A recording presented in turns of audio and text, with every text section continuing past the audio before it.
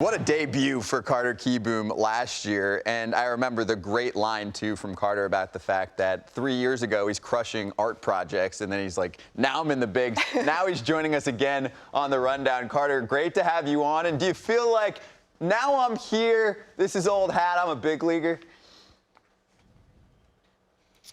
Well, thanks, guys, for having me on the show. Yeah, I mean, this is awesome to be up here.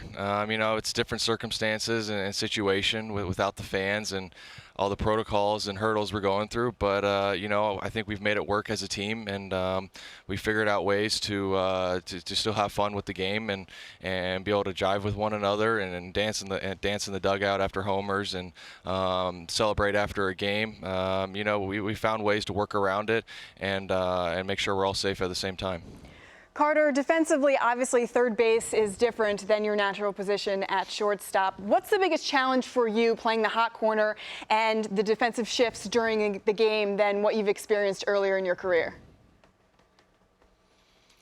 You know, I think the biggest difference is just the ball off the bat. It's different. You know, it's more of a reaction. You're not necessarily working. You work your feet, but you're not working your feet around the baseball as much as you would be at shortstop. You know, it's just it's more of like a goalie style and use your glove. And you know, in terms of the shifts, I really haven't had a problem with that one. That's kind of been natural to me just because of I've played second base and I've played shortstop, and I'm kind of back over on that side of the infield, and it feels natural over there. Carter, I know you've played behind some good pitchers in the game, but nobody is like Max Scherzer. Do you catch yourself when you're playing behind him, maybe watching his intensity in kind of questioning yourself, like, wow, this guy is on another level compared to anyone else that I've ever seen before? Yeah, it's definitely. I mean, I find myself looking at him. Yeah, of course, he's because he's a very intense guy, but it's very easy to feed off of that intensity, and you know, playing behind a guy like that, it makes you ready every single pitch. You know, it's up here. It's a different ball game. There's no room for taking a pitch off. You're ready to go every single pitch, and that's exactly what he does. And you know, that's why he is who he is. So yeah, it's fun playing defense behind him. I mean, you're not necessarily getting the most action, but you're still ready every single pitch just because of the fact that how intense he is and how ready to go he is every time a batter or a pitch is ready to be thrown. Yeah, you'll take the strikeouts, right? You have the intensity from the Washington Nationals the past couple years, but also they've excelled in themes and fun the past couple years. Of course, who can forget Gerardo Parra with Baby Shark? But I just want to point out, this is a trumpet on his shirt. So do you want to explain what the trumpet's all about for those that are unaware or who haven't caught a Nationals game, and who the big man is who's been in Washington, D.C. bringing the trumpet celebration? Yeah, so the trumpet it's from a song, a Latin song, and it's Bonifacio's walk-up song. You know, he picked up the trumpet, I think, when he was hurt a couple years ago, and he was bored and wanted to do something, so he figured he would try to learn how to play the trumpet, and it's kind of carried over into our clubhouse.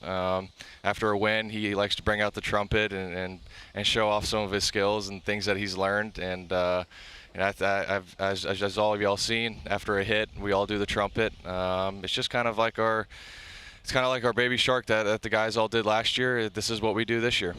I like it. Is he good? Be honest. Is he good at the trumpet? Is he getting better? He's getting better. You know, he hasn't. He gets really excited with it.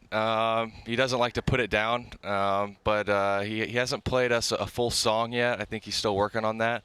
But it's all fun and games when he's playing the trumpet. Besides being at the ballpark, you just stay in your room or your hotel room and you just work on the trumpet. So we'll check back with you on that one a little bit later on. I have a family question for you. Of course, the Kieboom family, very talented, very athletic. Your brother Spencer playing in the Nationals organization at one point as well. So growing up, because I had two sisters, it was like Brady Bunch. They're in Broadway. I'm doing sports. You had two competitive baseball brothers.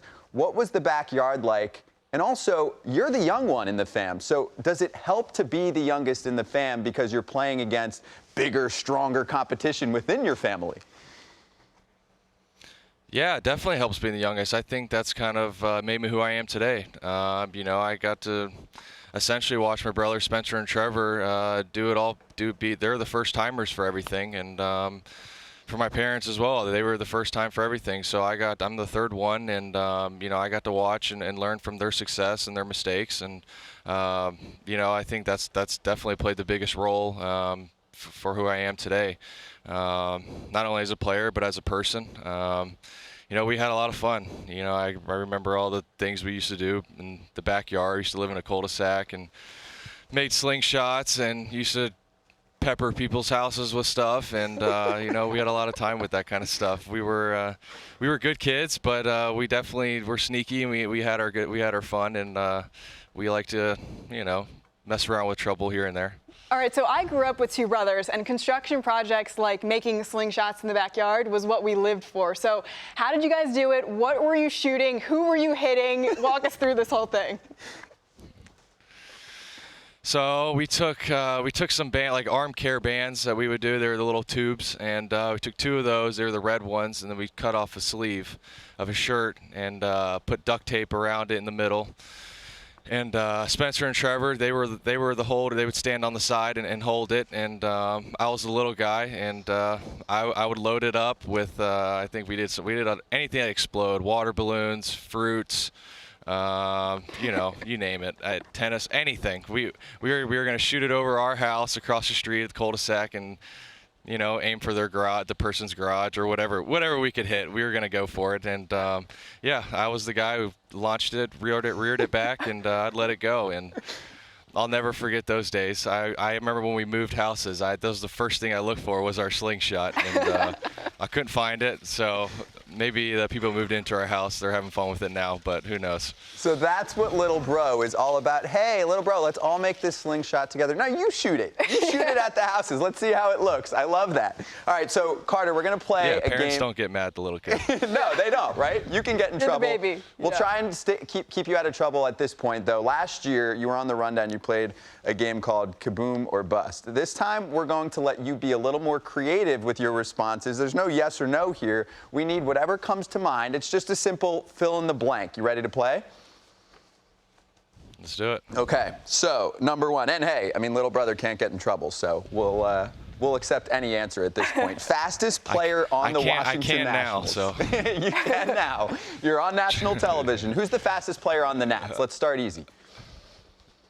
Trey Turner. Trey Turner, easy. All right, Alexa? All right, how about the teammate you could beat in a dance competition?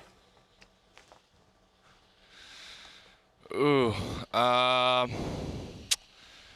gonna go with it's got to be American. The Latins, they can move too well. They got good feet and good hips. So let's see.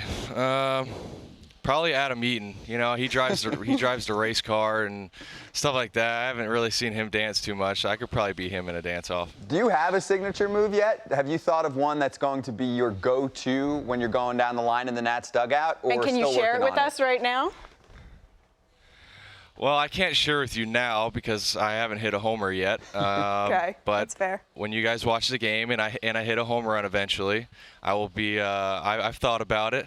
Not too much, but I've definitely thought about it, and we'll bring it out one of these days. I've done it in the minor leagues a couple of times as well. Also, just suggestion for later on at some point, now that we know the slingshot story, some type of slingshot tie-in. That's not bad. I like it. Yeah, but I think he's got a couple of things cooking. All right, I got another fill in the blank for you. Your favorite stuffed animal's name is? Oh.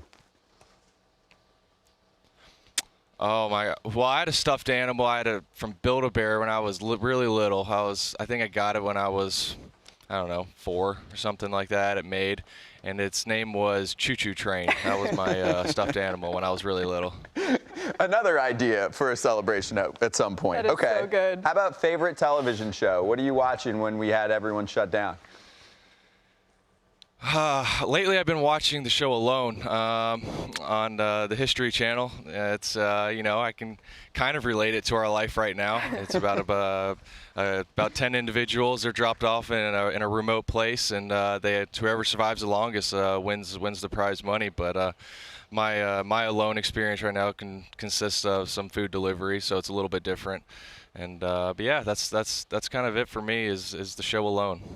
I heard you can relate to the show Ozark, though, especially when you get behind the wheel of your boat. I do like Ozark, and actually I live right next to Blue Cat Lodge from that show. That's where I kind of drop my little rig in the water and do my fishing in the off season. That's awesome. Cool. Wait, so do you have cool pictures of what it looks like out there? Yeah, I got a couple pictures on my phone and some videos. You know, I'd go out early in the mornings and do whatever, go out with a buddy of mine, and we'd fish for bass, and sometimes we do some striper. But yeah, it's a very pretty lake. It's not a huge lake, but kind of where I drop in, it's a quieter area, and you know, it's kind of like, I guess, the show Ozark. It can be gloomy, especially early in the mornings, but it's definitely a place I like to go for to get my mind off of things and relax and get away from everything that's going on. Last but not least. Okay, your favorite player growing up, Carter? My favorite player growing up was Nomar Garciaparra. You know, he was a shortstop. He wore number 5. I wore number 5 growing up all the time. He was also my brother Trevor's favorite player. It's probably one of the reasons why I had picked him. They were pretty influential on me. And yeah, you know, he had the wristbands. He had the whole antics before he got up to the plate. And you know, he had a lot of like charisma and flash and flair with the way he played. And but at the same time, he always played hard, and he was always a competitor and played the game right. Absolutely love that. Carter, we love having you on, and we want to give a huge shout out to Spencer and Trevor and your parents who helped us out with some of the recon for this interview. The whole Kieboom family getting involved. What else is new? Carter, good luck this season, and we appreciate you hopping on. Thanks, guys. I really appreciate having me.